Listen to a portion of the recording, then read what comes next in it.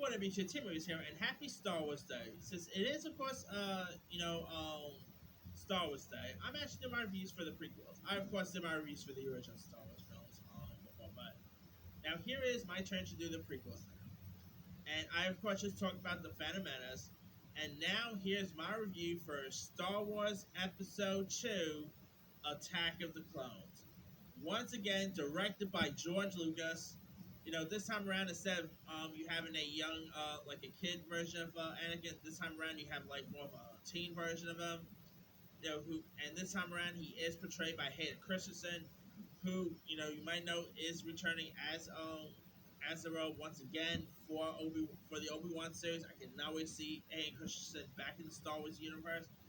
It's shame that Hayden Christensen is not a big enough actor. Sadly, the Star Wars like the Star Wars prequels, sort of wasn't like.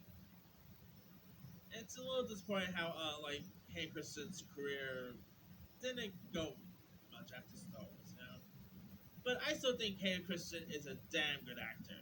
If you guys ever seen this movie he did a couple years ago called Shattered Glass, that movie is terrific. But anyway, back to Attack of the Clones.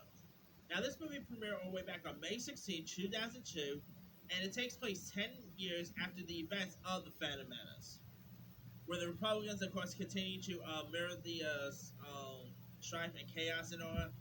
And, the movement, of course, is like encompassing hundreds of plans and powerful corporate alliances that pose, new threats to the galaxy here. And so, of course, this time around, you of course do got Hayden Christensen playing Anakin Skywalker, who is a former slave of Tatooine,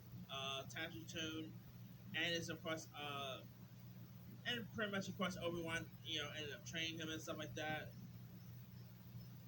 You also have the always great Christopher Lee portraying portraying the role of Count Dooku, aka Dark Tyrus. Christopher Lee is so good in this movie. Of course, once again, you got Ian McDermott as Palpatine, Sam Jackson as Mace Windu. You got Yoda, voiced by Frank Oz.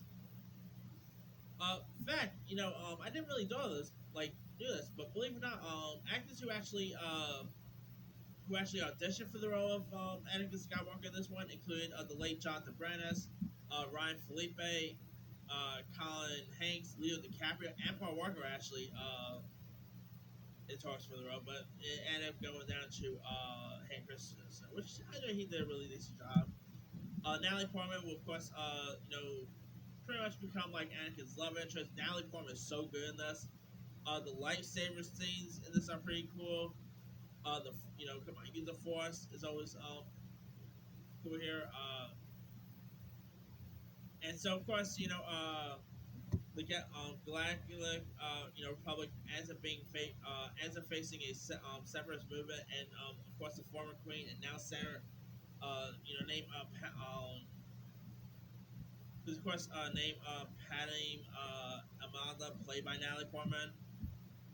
Ends up traveling to Coruscant to vote on a new project to create an army to help the Jedi protect the Republic here. And so upon arrival, she of course ends up escaping from an attempt to kill her, and of course Obi-Wan Kenobi and his Padawan as Anakin Skywalker are assigned to protect her here too. And so yeah, of course, Obi-Wan also discovers who has tried to kill Amana and Anakin in the while he's trying to protect her and stuff like that. Of course, you got a couple of bounty hunters here who's all after her. I mean, this is definitely a really decent one. I mean, of course, it premiered on in IMAX when first got released. That was pretty cool. The effects was decent. Uh, yeah, I really quite love the effects. Battle scenes are pretty cool. This definitely has some really iconic entertaining moments. I probably do prefer over Phantom Menace, but that's not really saying much, of course. Uh, of course, Obi Wan and Anakin, are trying to watch over the center. I wonder if Natalie Portman will somehow appear on the Obi Wan series. That would be cool to see. Natalie Portman come back to the Star Wars universe. I don't know if that will ever happen, but anything's possible. I mean, I would never expected Hayden Christensen to return, but here we are. But that aside, yeah, I mean, Attack of Clones, are really it's definitely really cool to watch. Like I said, it is of course the second installment of the Star Wars franchise. Uh, it's not obviously it's not the best Star Wars movie ever, but it definitely does deliver. It's most fun to watch. Action sequences are good. Special effects are really cool. Uh, the dialogue isn't so bad. So not as bad as it's definitely even most people who are not fans of the prequels will probably say Attack of Clones is the better one. I know it was pretty decent. So Anyway, let me lead you guys. Have you ever seen Star Wars episode 2 Attack of the Clones? If so, what Star Wars? Were you a fan of it? Were you not a fan of it? Drop comments below. Don't forget to like, subscribe, hit that bell for more notifications. This is Timmy signing out.